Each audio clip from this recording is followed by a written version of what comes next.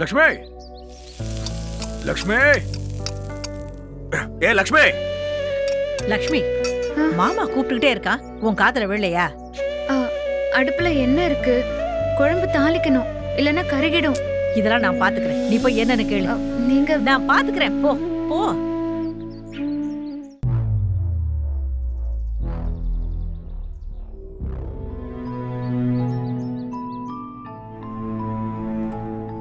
லக்ஷ்மி, முதுகு தேக்க கை எட்ட மாட்டேங்குது, கொஞ்சம் சோப் போட்டு விடுறியா?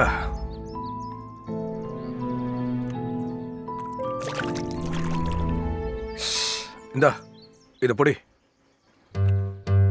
பொடி.